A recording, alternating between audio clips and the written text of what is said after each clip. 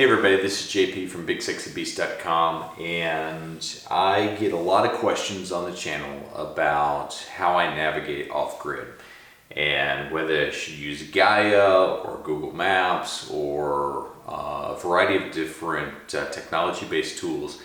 So I thought I'd do a short video here on navigating off-grid, and I want to talk specifically about the 4 tools that I use when I'm navigating off-grid, and almost in this priority order.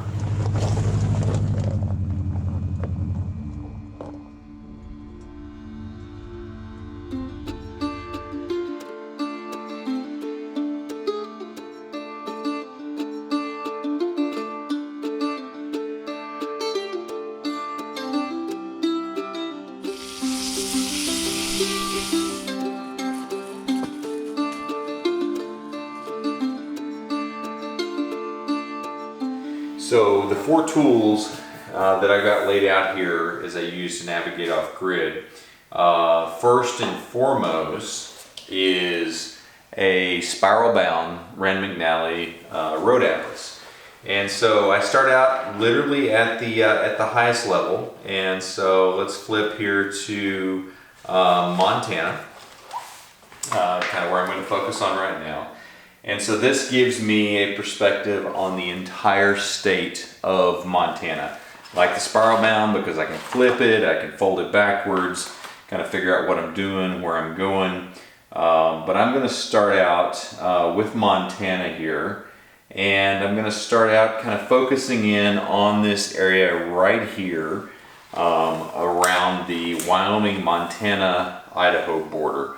And so what this allows me to do at its highest level is I can kind of figure out in perspective. So let's say that I am camped over here, and I know that I want to go over here. So I start out at its highest level looking at, okay, what is my route that will get me from here to here that encompasses the most of the backcountry as possible. So I start out at this level and in kind of the entire United States atlas. And then I go to this next level, which is a Montana. This is effectively a gazetteer, but it's a book of topo maps for the state of Montana. And this allows me then to say, okay, I really want to end up in this area here, north of Yellowstone National Park. You know, maybe kind of right here on this Red Lodge side. I want to look here, page 109.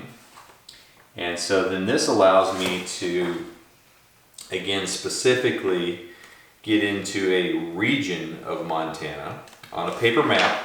And you see I'm starting out with paper maps because you better have paper maps because you don't know when technology is going to fail. And so this is my paper maps here. And I am specifically looking at wanting to get into the Beartooth and Absaroka range. I'm going to go ahead and go 1 page forward here. And hey, you know, if I come in from Red Lodge on this Beartooth Highway, it's going to get me into the Custer Gallatin National Forest. And this is the Beartooth Absaroka National Wilderness area. And so this gives me kind of that next level perspective, right? So I'm at its highest level. Where is it at in Montana? Next level here in the gazetteer. Okay, I can see that after leaving Red Lodge, I'm going to get into National Forest here pretty quickly. If I can't make it all the way into here, here's kind of a rural drive road that I can camp off of. Here's a couple national forest campgrounds, but ultimately I want to end up here in the wild wilderness. So this kind of gets me to that next level. Then I'm able to come into a topo map. So this is a USGS topo map. I think it's 1 by 24,000 scale, and kind of that same thing that we were just looking at there coming out of Red Lodge, right, is right here. So here's Red Lodge right here.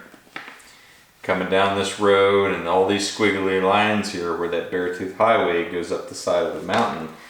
And then I can really see, wow, there is a lot of wilderness up here.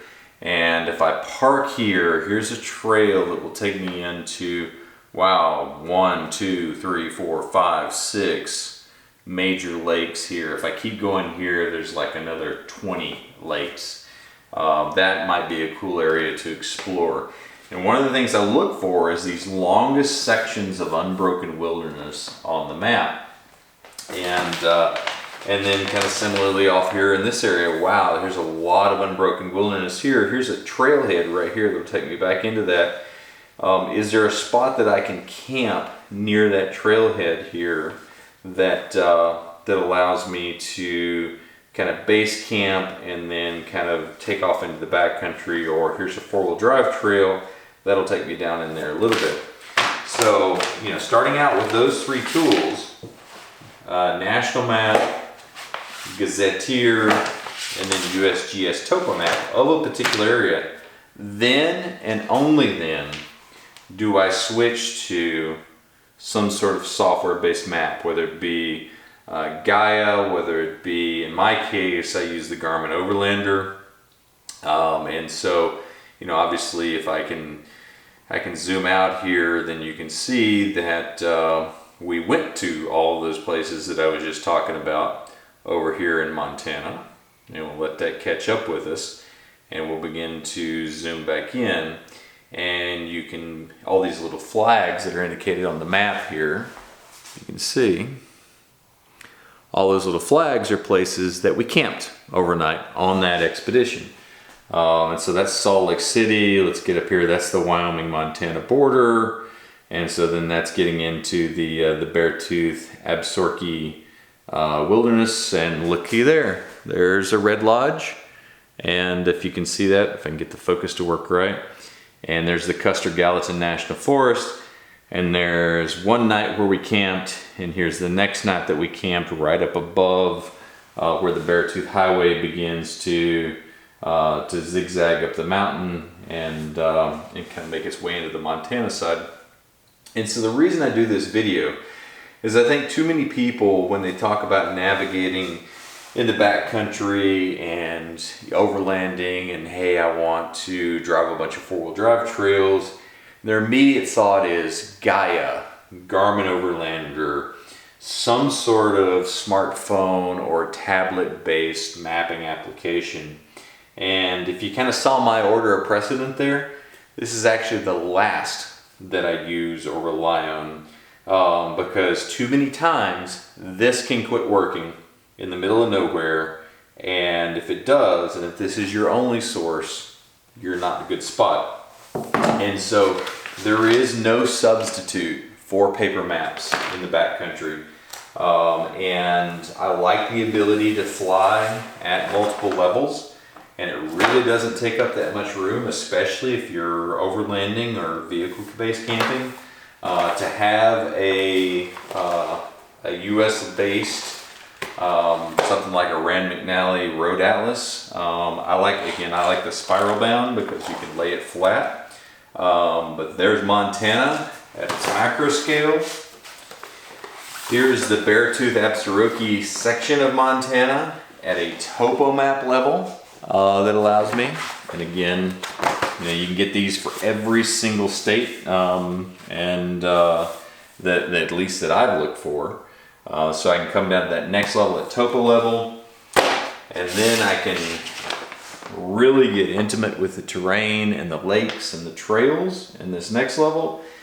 And at that point, you know, and a lot of times you'll see me in some of these videos, and I'll drop in some footage here where I'm sitting around of a morning while I'm having my coffee and I'm getting my plan for the next day. And as I'm getting my plan for the next day, I'm starting out with the paper maps, and then I'm kind of coming down and I'm kind of figuring out, generally speaking, wow, there's a lot of wilderness there that's unexplored. I'm going to go there. And then you see me kind of last and least coming to the electronic mapping technology and picking a spot and marking the spot and then doing navigation to the spot but I'm doing this after I've kind of already figured out where I'm going. And so I'll do an in-depth review on the Garmin Overlander. I'll tell you why I picked it as opposed to Gaia. But Gaia, Garmin Overlander, none of those things substitute, at least in my mind, for some good old-fashioned paper maps and sitting around camp of a morning having coffee and kind of figuring out, hey, where are we going? Where are we headed next? And I think these tools are indispensable. And so when I think about navigating in the backcountry, I think about 4 tools. I think about macro level, entire United States atlas. And again, I like the spiral bound. Can't say it enough. Spiral bound's nice because you can just lay it flat. I think about the gazetteer that allows me to get to a topo map to a particular area. Then I like a detailed topo map of where I'm headed. And then and only then do I like my electronic mapping technology. Now that being said, if one of the things that I'll talk about in the Garmin Overlander review video that I like about it is the ability to be spontaneous. Because part of the reason that we go and we explore is that we're wandering along and we see something and we just head that way. We don't really have a full plan baked out. We just ramble, to use Craig Lowe's term. We just ramble in that direction. Well, obviously, if you're rambling in a direction, you may not have one of these. But you probably know that you're going to be at least in Montana for a period of time. And you probably know that you're going to be in the United States. So I'm in the United States. I think I'm going to be in Montana. That gets you half the way there. Then you could jump to this. But with a little bit of forethought, you can also have these, which allows you to have a lower level of insight around the area.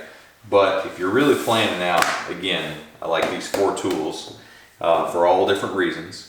And there is no substitute for paper maps. They don't fail you. You know what? They don't require connectivity. They very seldom have a hard drive failure. I don't know of one, but paper maps are pretty indispensable. And a lot of times when we're heading way off grid into the backcountry, we're heading into places that if we have trouble, help is not easy to find. And so this whole notion of self-reliance is really, really important. And if you've got paper maps, you've solved one of the key problems of self-reliance. So hopefully this is helpful to you when you think about navigating into the backcountry, and kind of how I think about tools for navigating in the backcountry. You notice I didn't mention compass in any of this, and that's not a bad tool to have. But your smartphone and a tablet of some sort will also function as a compass. Having a backup magnetic compass is not a bad idea to have, but this will get you a long way down the road. So hopefully this was helpful. Pop your questions down below. I'll go into detail as much as I can. And the other thing that I would just as a passing note, and something that is really interesting is when you look at that topo map, see all those different colors? All those different colors have a different meaning. And that almost, I would hate to say it, but that almost is a lost art about what all those different colors mean. And so it doesn't hurt you to understand how a topo map works, how the lines on the topo map work, about how there are 5 lines between different elevations or different key lines, and about how those different colors represent different things like thickness of vegetation. Because if you're going to go bushwhacking, the dark colors sometimes are not your friend. So spend a little bit of time, dig into how to read a map, why the colors on a map are the way they are, and what that legend of the map means. And I think it will make your time in the backcountry a little bit more enjoyable, a little bit more predictable, and in a pinch, it might actually help you from getting hurt. So hopefully this is helpful. Looking forward to your comments down below.